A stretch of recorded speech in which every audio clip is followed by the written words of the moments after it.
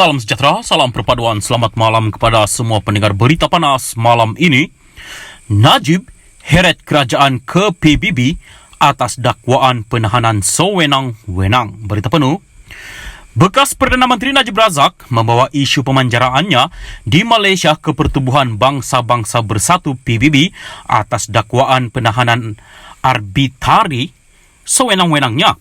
Peguam bela Najib Muhammad Syafiee Abdullah memberitahu taklimat media petang ini bahawa petisyen berkenaan difailkan secara digital di Kumpulan Kerja Majlis Hak Asasi Manusia PBB mengenai penahanan arbitari UNWGAD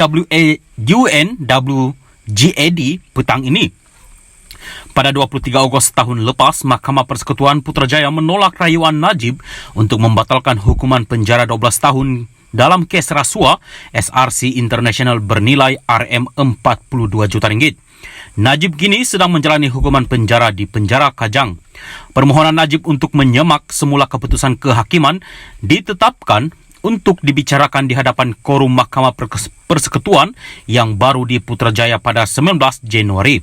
Ketika sidang media di firma guaman Syafiee and Partners di Bukit Tengku di Kuala Lumpur petang ini, Syafiee berkata mereka memfailkan petisyen agar UNWGAD meminta Malaysia membebaskan atau membicarakan semula Najib dalam kes SRC.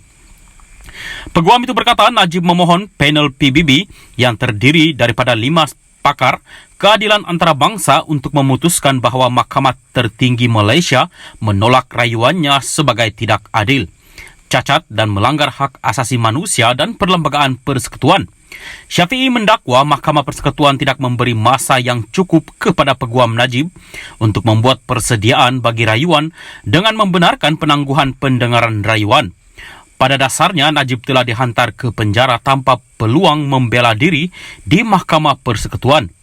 Beberapa hari terakhir rayuan itu pada bulan Ogos merupakan keadilan secara tergesa-gesa apabila peguamnya tidak diberikan masa yang jelas diperlukan untuk membaca berpuluh-puluh ribu muka surat kertas rayuan atau untuk menyelesaikan perkara itu dengan 94 alasan rayuan yang difailkan oleh peguamnya sebelum ini.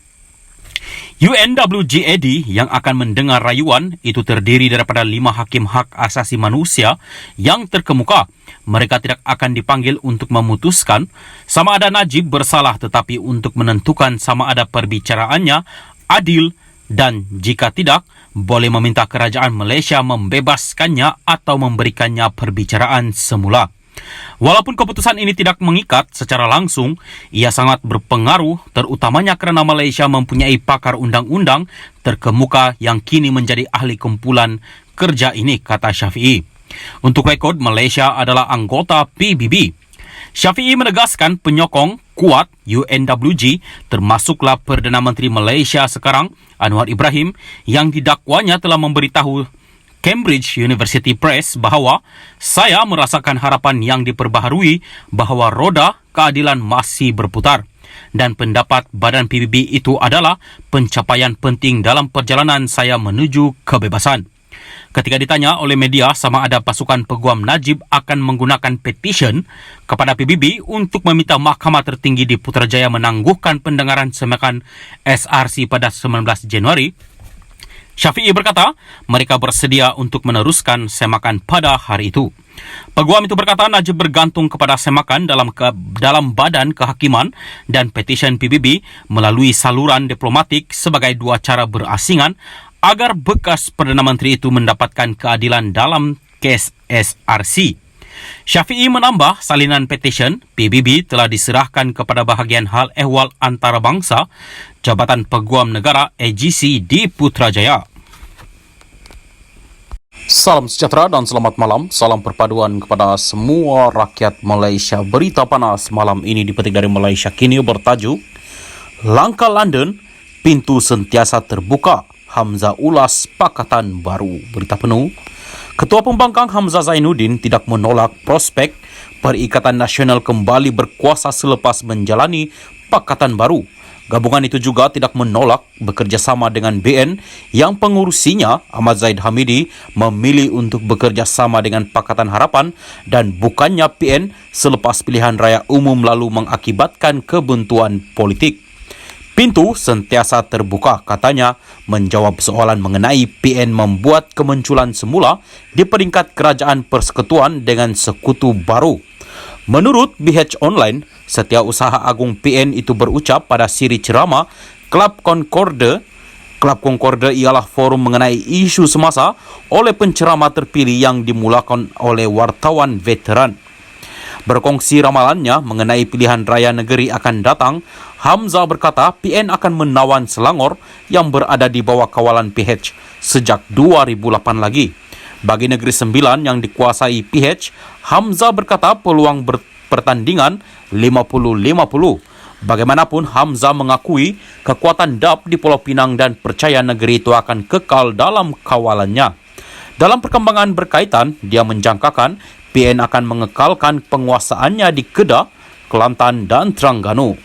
Mengenai soalan kerjasama dengan BN, Hamzah mengelak daripada menyifatkan ini sebagai lebaran baru muafakat nasional.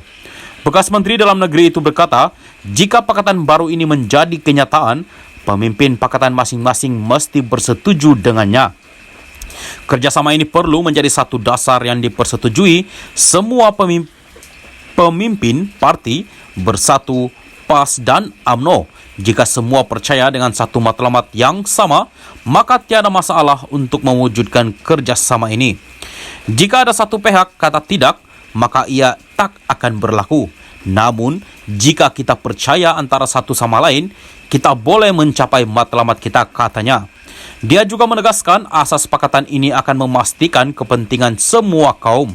Hamzah juga berkongsi pendapatnya tentang bekas partinya UMNO yang mengalami kemunduran terbesar dalam pilihan raya umum ke-15. UMNO perlukan kerjasama baru untuk parti itu membuat pembaharuan, katanya.